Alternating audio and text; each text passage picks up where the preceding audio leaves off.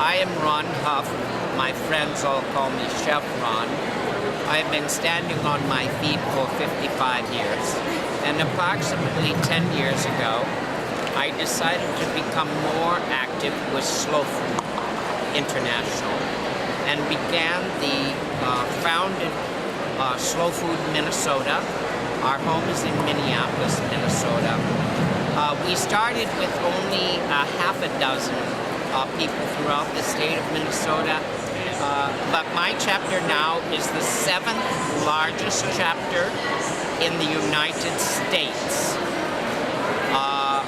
We are only exceeded in numbers of members by 3 chapters on the East Coast and 3 chapters on the West Coast. I was responsible for getting vintners from the Midwestern states. And so we've got wines here from Minnesota, wines from Illinois, Wisconsin, South Dakota. So it's pretty exciting, you know, being in California and not really expecting that we make wines anyplace else. We have Alexis Mailey wines. We have wines from Morgan Creek, a vineyard. We also have Don Crowfoot's wine from Crowfoot Family Winery in Jordan, Minnesota. And I know last night I had a glass of his rosé. It was absolutely magnificent. And I got some others from California to try it, and they couldn't believe how good it was. Hope butter made in Hope, Minnesota. This thing, I'm 73 years old too. I've eaten only Hope butter my whole life. It's organic. We use a sea salt in it. We use old-fashioned technology. We're able to wash our curds. We have a lot less milk solids in it, so you'll notice the butter is much creamier.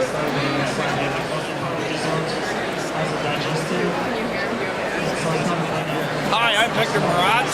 I own Hope Creamery in Hope, Minnesota. We're about 80 miles south of Minneapolis. The butter we're demoing today is salted organic butter.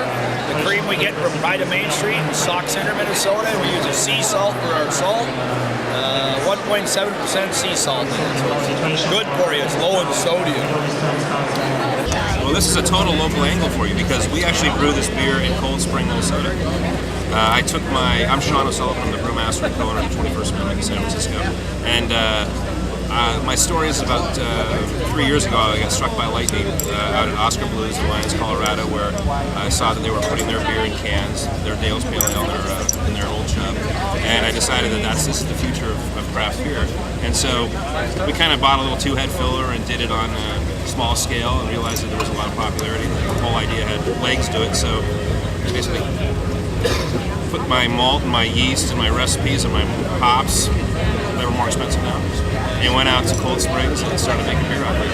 And it's been great.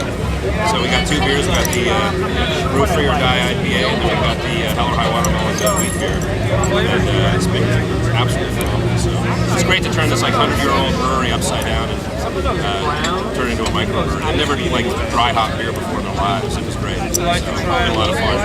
It's in Cold Spring, Minnesota, about an hour and a half outside of Minneapolis. Look, it's now called Cold Spring. Look, West Florida. It's very good. It's very mellow compared to those last 2 I tried.